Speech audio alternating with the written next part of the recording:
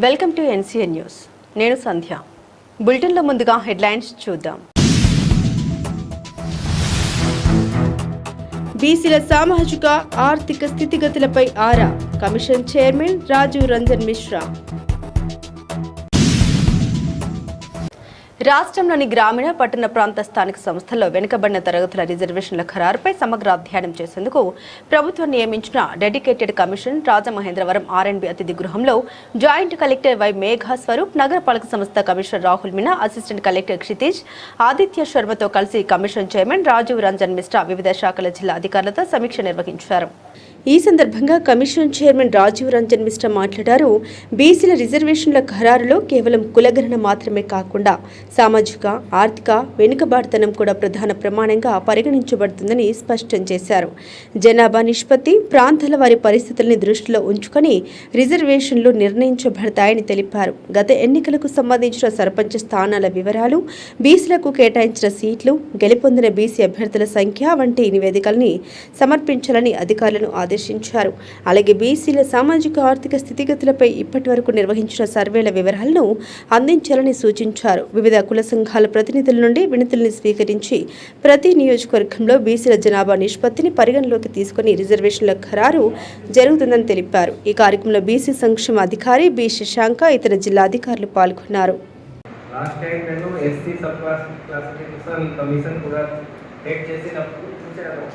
అంటే ఆ commission purpose ఈ కమిషన్ పర్పస్ డిఫరెంట్.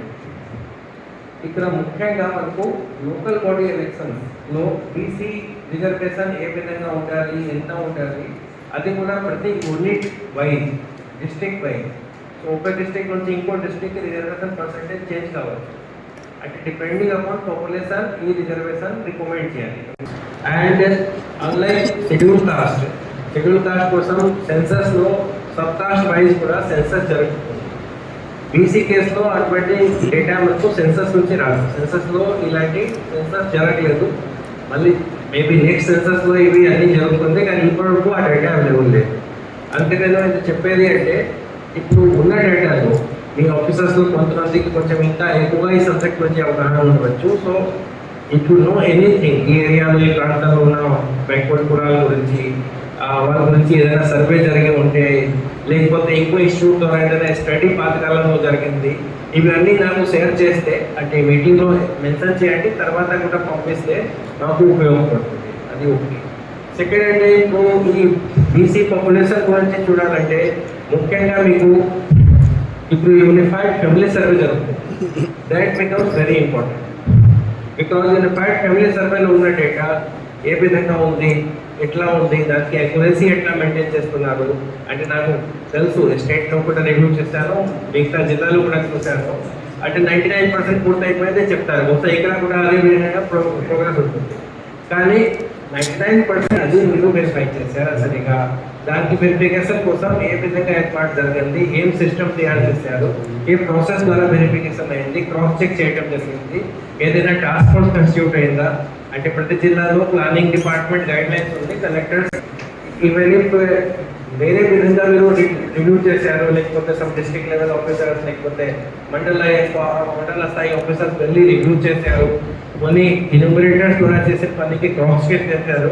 అప్పుడు మాకు కొద్దిగా కాన్ఫిడెన్స్ వస్తుంది ఈ డేటా కలెక్షన్ ప్రాసెస్ సరిగా ఉంది. సో దాని గురించి డిస్కస్ చేయాలి. తర్వాత ఆల్రెడీ జాయింట్ కలెక్టర్ చాలా మంచి డీటెయిల్స్ నాకు ఇచ్చారు. Thanks, because what ever I'm going to ask is already given by him. అంటే లాస్ట్ ఎలక్షన్లో ఉన్న 21 ఎలక్షన్లో పంచాయత్ వైజ్గా, మున్సిపల్ కార్పొరేషన్ వైజ్గా, అదేవిధంగా ఎంపీటీసీ, జెడ్పీటీసీ, జిల్లా పరిషత్, అంటే member wise how many BC members what elected. అంటే ఇప్పుడు ఇది అబ్స్ట్రాక్ట్ ఫిగర్ ఇచ్చారు, కానీ నేమ్ వైజ్ అంటే ఎంపీటీసీ నేమ్, ఆ ఎంపీటీసీలో ఉన్న మంత్లీ వాళ్ళకి కాస్ట్ ఇంకొకటి అంటే వాళ్ళకి యాక్చువల్ కాస్ట్ కూడా కావాలి. బీసీ ఉంది రాష్ట్ర సరిపోవట్లేదు, బీసీ ఏబిసిడి. అది ఎందుకు నేను అడుగుతున్నానంటే ఇప్పుడు రిప్రజెంటేషన్ ఇవ్వడానికి వస్తారు, ఇప్పుడు కూడా మీ అందరూ చూస్తారు.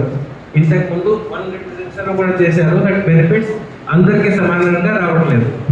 అంటే పొలిటికల్ రిప్రజెంటేషన్ గురించి చెప్తున్నారు. అది నేచురల్గా చాలా రీజన్స్ ఉంటాయి. వాళ్ళ నంబర్ వల్ల వాళ్ళకి సీట్ దొరికిందా దొరకలేదా, ఏ విధంగా జరిగింది అది ఉండవచ్చు. రీజన్స్, కొన్ని రీజన్స్ కనిపించారు.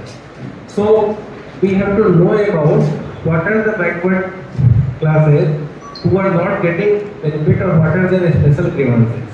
అందుకనే మళ్ళీ మీ ఎలక్షన్ డేటా చూసుకొని ఏబిసిడి ప్రకారంగా యాక్చువల్ కాస్ట్ చూసుకొని అంటే that data will be useful for us to study.